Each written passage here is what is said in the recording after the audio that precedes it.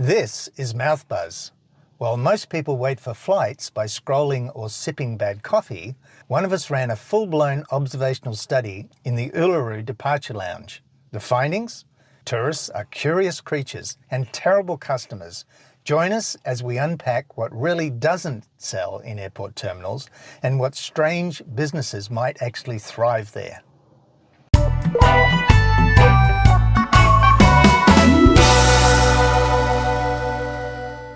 So apparently, souvenirs don't sell at the airport you were at.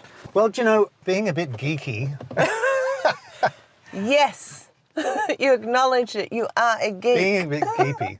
While waiting for a flight out of Uluru, so I was in the airport waiting room. I pulled out my notepad and there was about 150 people in the room. And so I did an observational study of all these people. You're a weirdo. And I conducted an unofficial social experiment that proves tourists are fascinating, because they were, and mildly disappointing retail customers. That was pretty much the outcome.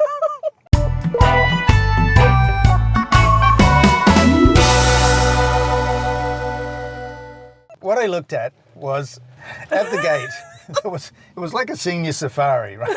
Because 90% of the passengers were aged 60 and over. So it's unclear whether this was a departure lounge or whether it was an aged care adventure club excursion. Possible business ideas, given the age group: a pop-up chiropractor, or maybe a get up and stretch subscription service that leads guided squats at the gate. That's funny. Oh my gosh, the Be Mobile people for over 50-year-olds that I'm following, they could go there.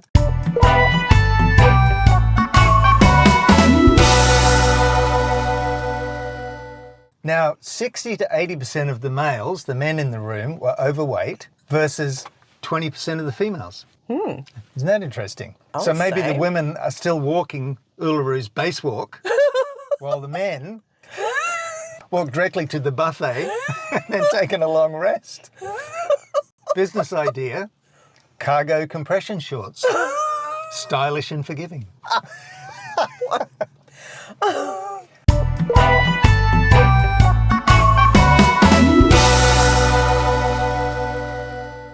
60 to 70% of people were on their phones. Now that's not so unusual these days. 0% were reading a book. So paperbacks are now officially an endangered species. No! So what we could have as businesses, Audible could sponsor the gate, or maybe a scrolling competition with points for how long you can look concerned while doom scrolling. A lot of people do that. Oh, yes.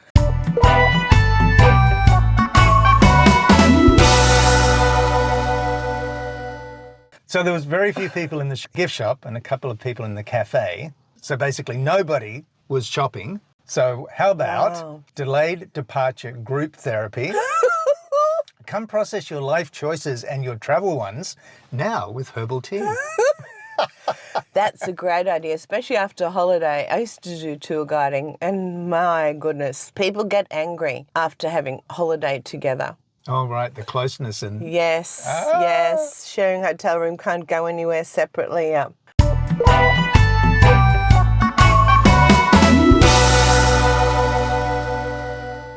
Okay, backpacks were the gear of choice. Everybody had a backpack. Interesting. Are we post-suitcase now? Is carry-on chic? Or were they just too old to hoist a suitcase up into the overhead luggage? That's what I was thinking. Oh dear. And about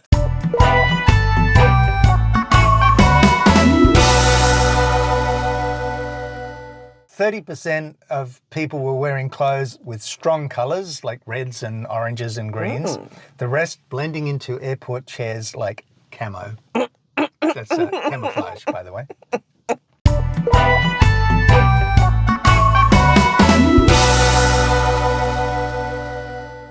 A small number were wearing the COVID-style masks, quietly saying, "I don't trust your air. You just coughed out," while telling your travel story.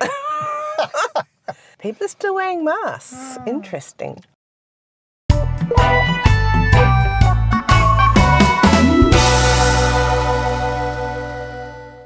About 5% of people wore hats, proof that tourists fear sunburn but love a forehead tan line.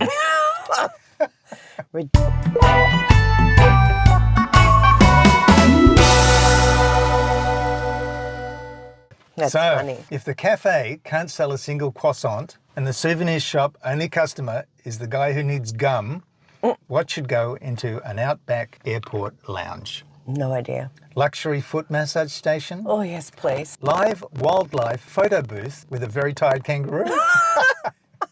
Charging points that don't require crouching next to a bin. There you go. We're full of ideas.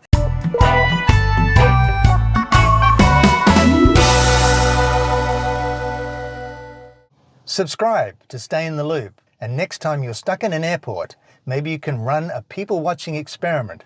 Just remember, data is everywhere, even in the gift shop no one visits.